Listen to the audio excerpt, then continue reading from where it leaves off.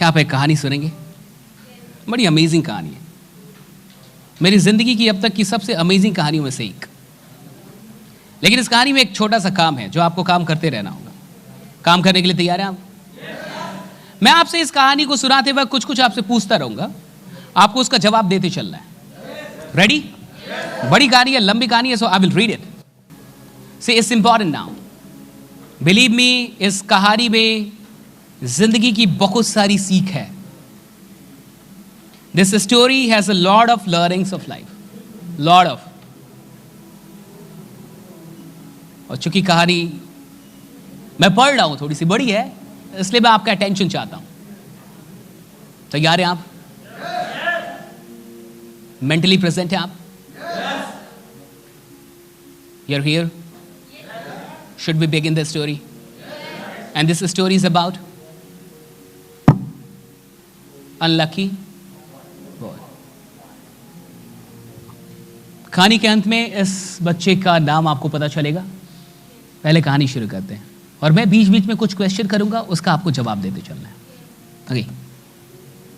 जंगल के पास एक छोटा सा कस्बा था, हेनरी विले। यह कहानी यहां रहने वाले एक असाधारण लड़के की है। जब वो 6 साल का था, उसके पिता की मृत्यु हो गई। क्या यह अच्छा हुआ या बुरा हुआ? आपको बताते चलना है। मैंने फिर से कहा, जो लोग नहीं सुन रहे, you have paid, you are giving your time, and if you don't learn, you will be a great loser.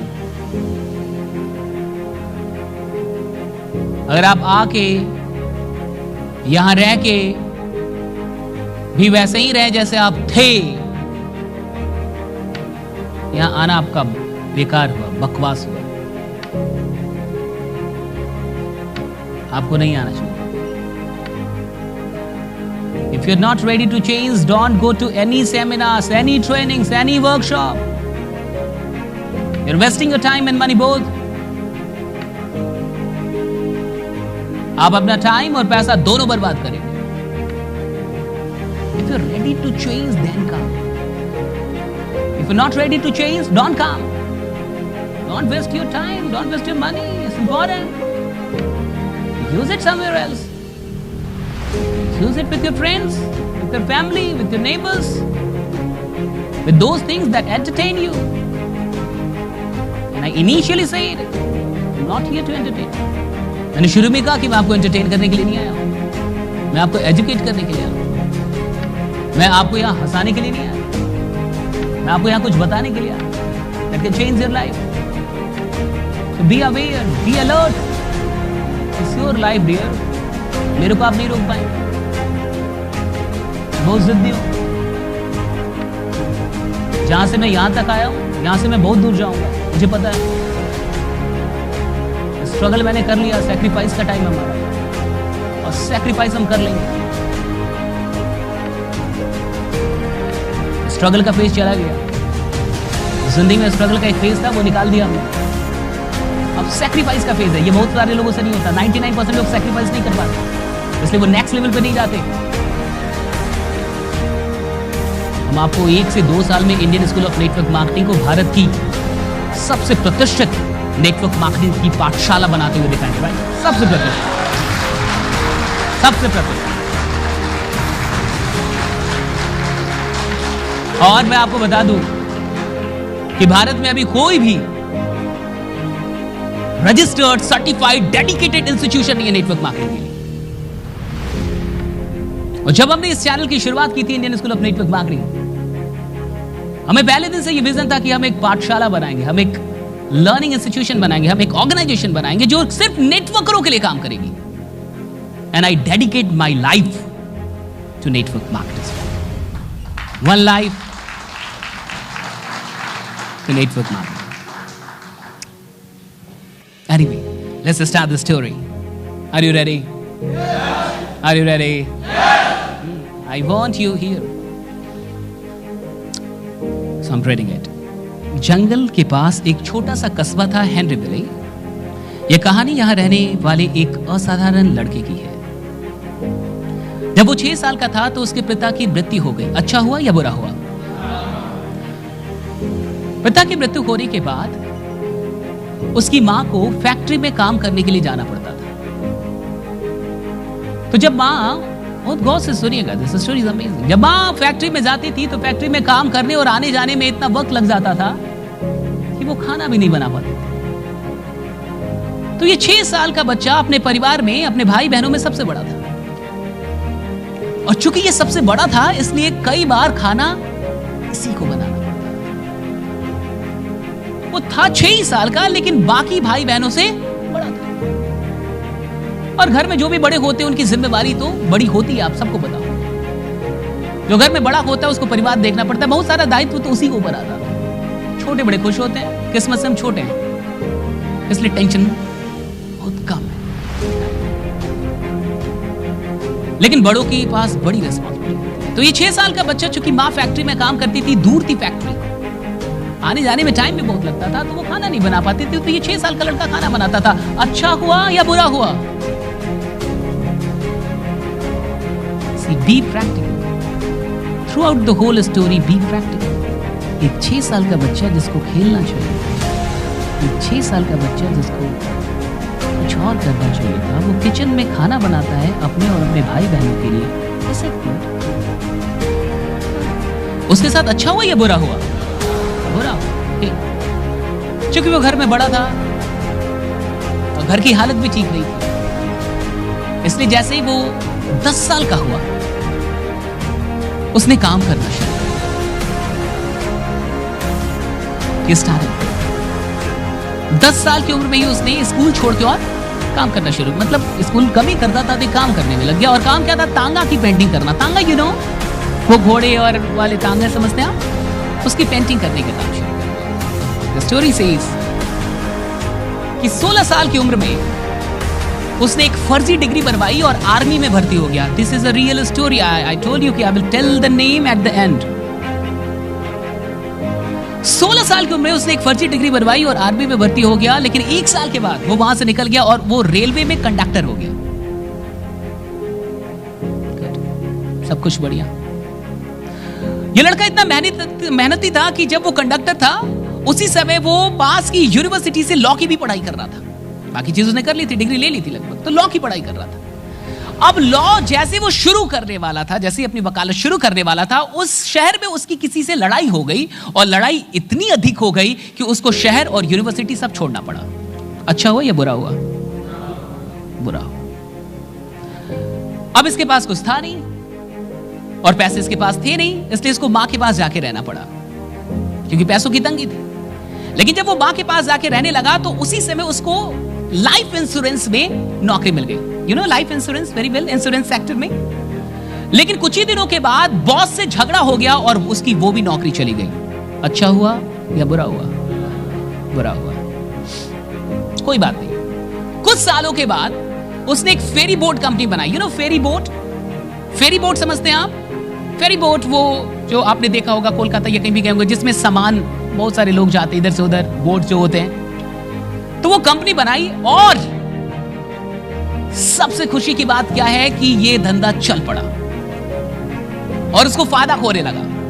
और जब उसको फायदा खोने लगा तो अचानक से एक दिन उसके मन में ख्याल आया कि मुझे केमिकल के थ्रू जो बल्ब बनाते हैं ना, बल्ब, वो बल्ब बनाने का काम शुरू करना चाहिए। उसको लगा कि मुझे केमिकल बल्ब बनाना चाहिए। तो उसने ये फेरी बोट वाला जो धंधा जो बढ़िया चल रहा था उसको बेच दिया और बेच के उसने एक फैक्ट्री बनाई। किसकी? केमिकल बल्ब की। लेकिन इसमें उसको नुकसान हुआ और उसका धंधा नुकसान में चला गया, चौपट में। क्यों? क्योंकि बल्ब उससे सस्ता, उससे अच्छा बाकी लोग दे रहे थे। एनीवे, वो रुका नहीं। लेकिन ऐसे करते करते उसकी उम्र 35 साल हो गई। लड़की की उम्र कितनी होगी? 35 साल। छोटा सा लड़का। कहां से कहानी शुरू हुई थी? 35 साल का लड़का हो गया।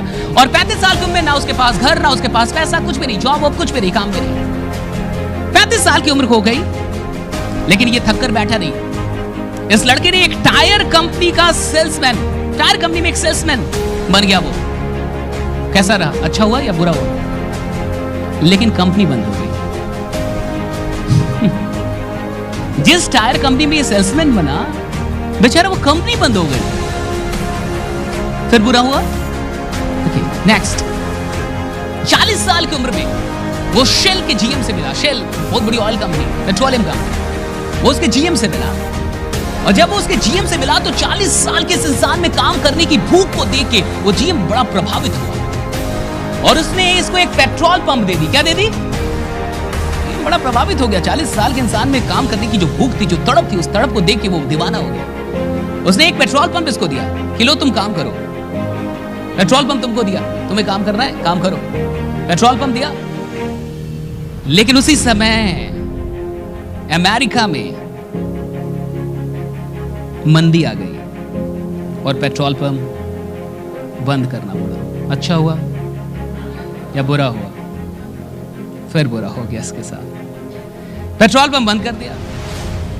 लेकिन जो भी हो, उसी साल दोबारा से पेट्रोल पंप शुरू हुआ। सेल कंपनी फिर से शुरू हुई, उसको फिर से एक पेट्रोल पंप दिया और कहा कि हम आपसे किराया भी नहीं लेंगे, सिर्फ आपको जितनी भी पेट्रोल बिकेगी उसका कुछ % हमें देना है। ठीक है।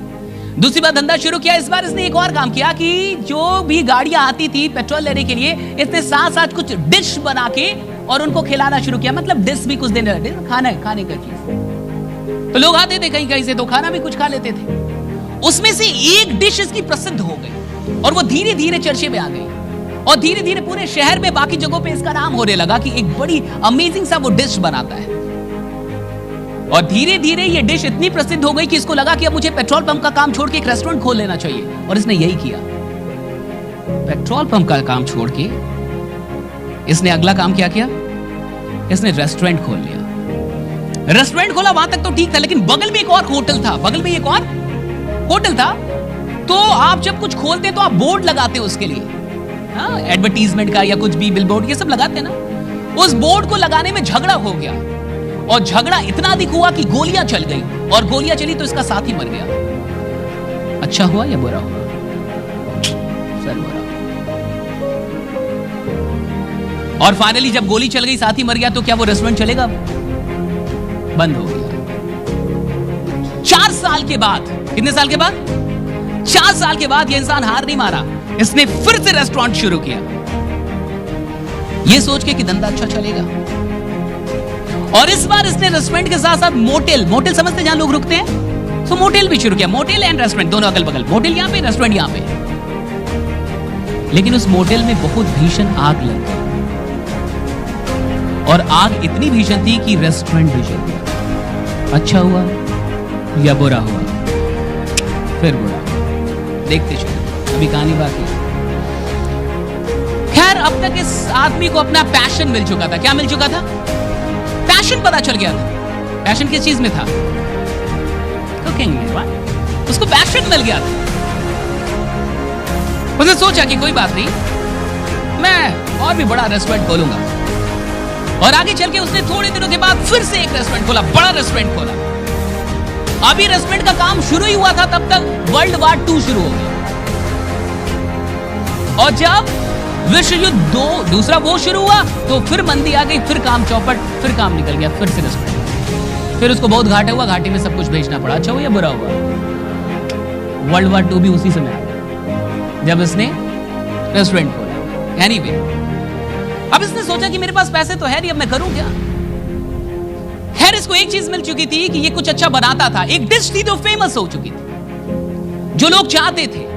उसने सोचा कि अगर मैं इसकी रेसिपी बेच दूं तो बेचने के बाद मुझे कुछ पैसे मिल जाएंगे और जब पैसे मिलेंगे तो मैं फिर से रेस्टोरेंट खोल सकता हूं। इसने यही किया। ये लोगों तक पहुंचा कि मेरी रेसिपी ले लो, मेरी रेसिपी ले लो, लेकिन कोई इंटरेस्टेड नहीं था इसकी रेसिपी लेने में। 1009 शेफ, रेस्टोरेंट, होटल के मालिकों से मिलने के बाद एक इंसान ने इसकी रेसिपी खरीदी। और 1009 लोगों से मिलने के बाद, रिजेक्शन मिलने के बाद, जब एक इंसान ने इसकी रेसिपी खरीदी तो उसके देखा देखी में जब उसका धंधा बढ़िया निकलने लगा तो और भी लोगों ने इसकी रेसिपी खरीद ली। इससे इसके पास फिर से पैसे आ गए और फिर से इसने अपना रेस्टोरेंट खोला। और इस बार इसने रेस्टोरेंट बड़ी अच्छी जगह पे खोला, अच्छी जगह पे, हाईवे पे खोला, लोकेशन हाईवे पे, और बड़ी अच्छी लोकेशन पे खोला, हाईवे पे बड़ा सा रेस्टोरेंट खोला। लेकिन इससे पहले कि इसको फायदा होता, इसका धंधा बढ़िया चलता, हाईवे 7 किलोमीटर पहले से मोड़ दिया गया। अच्छा हुआ फिर से बुरा हुआ। हद होता है बुरा होने का, राइट? अब ये हाईवे था, यहां पे इसने रेस्टोरेंट खोला, बहुत अच्छा लोकेशन था, चल रहा था। लेकिन इससे पहले कि इसको अच्छा चलता मुना, तब तक 7 किलोमीटर पहले से हाईवे का रास्ता मोड़ दिया गया। अब ये लोकेशन बेकार हो गई, बकवास हो गई, इसको फिर से इसको बेच के घाटे ओटे में, और फाइनली इसके पास अब कुछ नहीं बचा। अब इसके पास एक पुरानी सी फटीचर सी कार थी, और एक वाइफ थी, और एक कुकर था, और एक गैस था। उसने कार की डिक्की में गैस रखा और कुकर रखा, और वाइफ को लेकर निकल गया, और शहर शहर घूमता था, होटल के मालिकों के पास जाता था, और वहां बैठ के होटल के मालिक को अपना डिश बना के खिलाता था। और अगर होटल के मालिक को डिश पसंद आती थी तो कहता था कि 2-3 दिन और रुके, आपके और भी जो लोग आते होटल में उनको खिला के देखो। तो बोलते थे हाँ देखो। तो वो वही रुक के और भी लोगों को खिलाता था जो होटल में आते थे, और अगर उनको भी वो डिश अच्छी लग जाती थी तो वो होटल के मालिक से बोलता था मेरी फ्रेंचाइजी ले लो। लेकिन ये फ्रेंचाइजी लेने का काम इतना अपमानजनक था उसके लिए, ये कहता कि फ्रेंचाइजी का काम इतना अपमानजनक था कि कई बार लोग हमें होटल में रुकने भी नहीं देते थे, हमें अपने कार में पति पत्नी को सोना पड़ता था।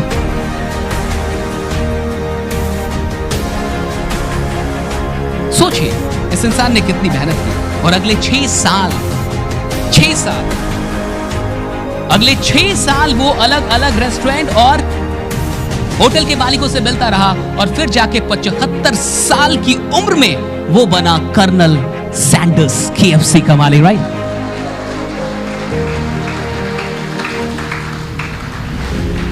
एट द एज ऑफ 75, 6 साल वो और दौड़ा, 6 साल वो और गया होटल के मालिकों के पास, और जब वो 75 की उम्र में पहुंचा तो उसका पसंदीदा बिजनेस चल पड़ा, और KFC पहली ऐसी दुनिया की फूड चेन बनी जिसके दूसरे देशों में चेन बने, पहली फूड चेन पूरी दुनिया में जिसके दूसरे देश में चेन फैले। और 1960 तक यूके, जमैका और ब्रिटेन, कई मैक्सिको, कई जगहों पे इसके बहुत सारे ब्रांच फैल चुके थे। और कर्नल सैंडर्स जब 80 साल के थे तब भी वो लोगों से जाते थे शहर शहर मिलने, और अपने कस्टमर से पूछते थे कि आपको मेरा डिश कैसा लगता है। और जब उनका देहांत हुआ 90 साल की उम्र में, तब तक KFC 48 देशों में 6000 रेस्टोरेंट बन चुकी थी, राइट? 6000, 48 देश, 48 countries. Are you getting my point? 48 countries, 6000, कितने? 6000। सी, भगवान जब किसी को बड़ा बनाना चाहता है ना, भगवान को एक्चुअली उनको कार में वो गैस लेके कुकर पे लेके आना था, लेकिन वो कुकर पे आ नहीं रहे थे, वो गैस पे आ नहीं रहे थे, वो कार में जा नहीं रहे थे। उन्होंने जितने बिजनेस किए सब फ्लॉप होते गए। हाईवे 7 किलोमीटर से पहले से नहीं मुड़ता है साहब, ये रेयर है। आप जब कुछ कर रहे हैं, मोटल में आग नहीं लग जाती है। सब भगवान आपको बहुत दूर लेके जाना होता है तो वो आपको बहुत कुछ आपसे ऐसा कराता है जो आपको शुरू में क्या लगेगा तो उसके साथ बुरा। लेकिन आपको नहीं लगता कि अगर इतना बुरा नहीं होता तो आज KFC नहीं होता? आपको नहीं लगता कि अगर वो रेस्टोरेंट चल जाता तो KFC की चेन कभी नहीं आ पाती? ताकि अगर कुछ भी वो हाईवे अगर 7 किलोमीटर पहले से ना मुड़ा होता, और अगर वो आखिरी रेस्टोरेंट भी चल जाता, लास्ट, वो अच्छा खोला था उसने और वो बढ़िया लोकेशन पे था, तो भी कम से कम आपको वो KFC नहीं मिल पाती। और 6 साल तक वो कार में अपनी वाइफ को लेके, और कार में एक गैस और कुकर लेके घूमते रहे। मैंने आपसे एक बात कही थी पहले फेज में, अगर आप कुछ भी आसानी से पाना चाहते हैं, आगे का लाइन क्या था? तो आप नहीं पाना चाहते हैं। अगर आप कुछ भी आसानी से पाना चाहते हैं, फिर से सुनिए, तो आप, मैं बोल रहा हूं, आप नहीं पाएंगे। फिर से सुनिए, अगर आप कुछ भी आसानी से पाना चाहते हैं तो आप नहीं पाना चाहते हैं। KFC के मालिक के साथ एक अच्छी बात थी, वो कभी रुका? इतनी प्रॉब्लम है, इतने में तो इंसान को सुसाइड कर लेना चाहिए था। उसको तो डिक्लेयर करना चाहिए था कि गॉड इज अगेंस्ट मी। नहीं, इतने में तो उसको बता देना चाहिए था कि मेरी किस्मत ही। फिक्स माइंडसेट के थे नहीं वो। किस माइंडसेट के थे? Yes, growth mindset. Fix mindset का इंसान अपनी किस्मत के बारे में बहुत जल्दी ऐलान कर देता है।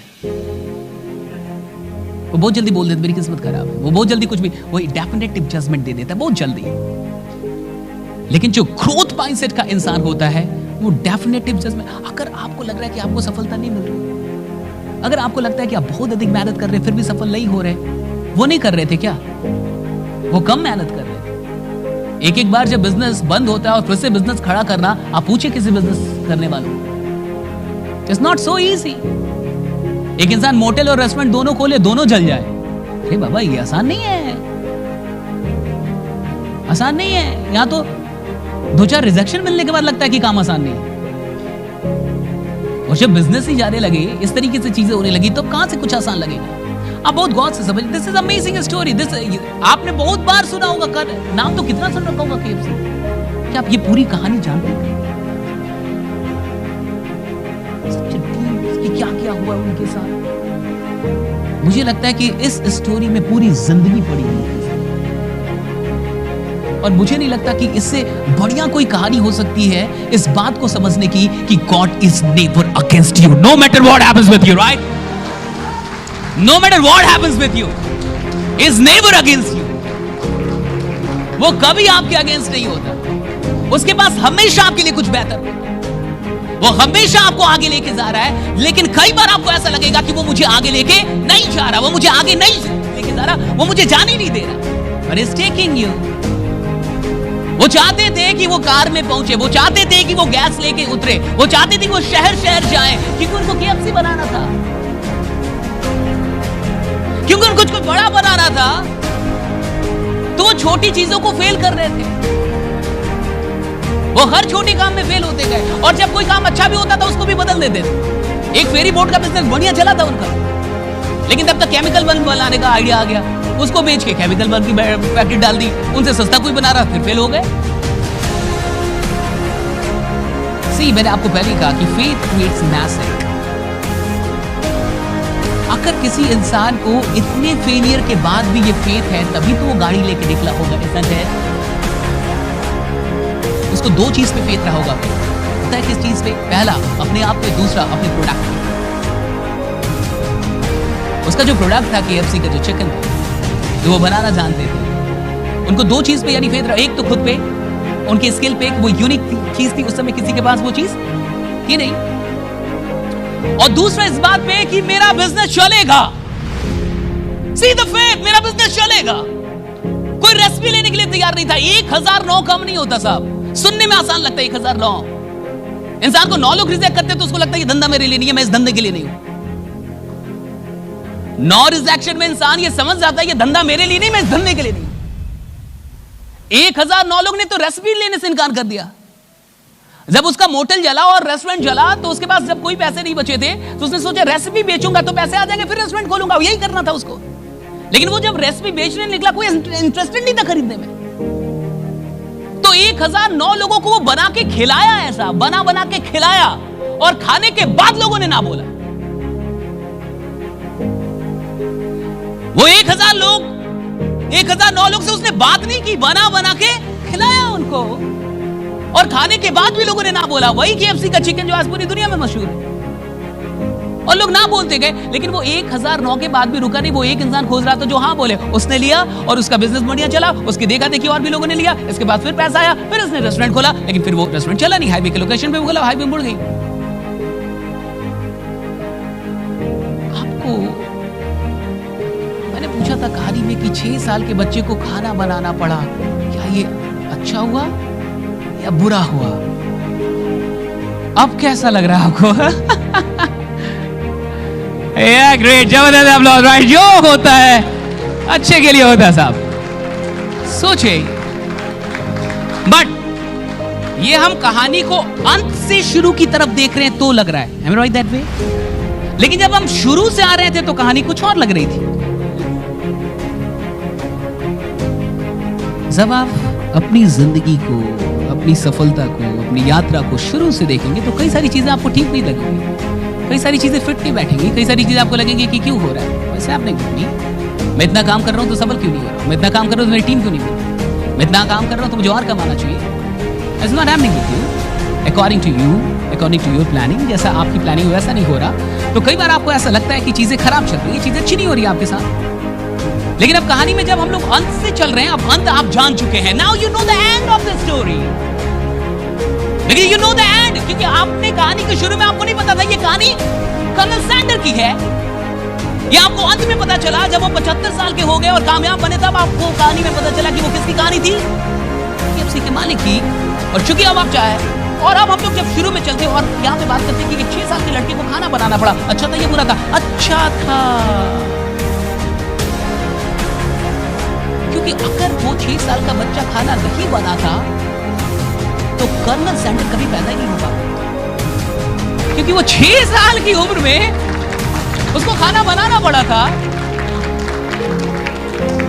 सही कहानी को जब आप पीछे से देख रहे हैं, जब इधर से देख रहे हैं तो एकदम अलग व्यू दिख रहा है कहानी का, एकदम अलग। अभी हम लोग जब शुरू कर रहे थे तो हमें लग रहा था कि माँ को फैक्ट्री में जाना पड़ता, कई लोग के मन में आया होगा कि माँ को बना के जाना चाहिए था। कैसी माँ है भला, 6 साल के बच्चे को कोई भेजता है किचन में? क्या माँ औरतें हैं, उनको पता है कि कितना खराब है ये, तो बना के क्यों नहीं जाती?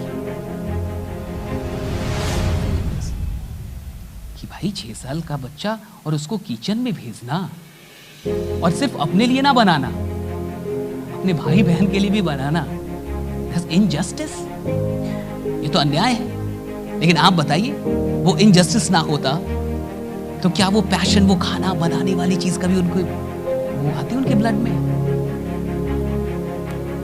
तो विपत्ति में जो चीज भी आपके ऊपर आई है और आप जो कुछ भी कर रहे हैं, उसका आगे चल के कुछ बड़ा फायदा निकल सकता है, कुछ ना कुछ छुपा हो सकता है, अगर कहानी का एंड हो पाए तो। कंडीशन इज दिस, क्योंकि बहुत लोग तो एंड होने नहीं देते ना। इसका एंड ऐसे भी तो हो सकता था कि मैं सुसाइड करने जा रहा हूं, तो हमारे पास ऐसी कोई कहानी नहीं होती, क्योंकि ऐसी सैकड़ों कहानियां होती हैं जहां कहानी का एंड लोग अपने तरीके से कर लेते हैं।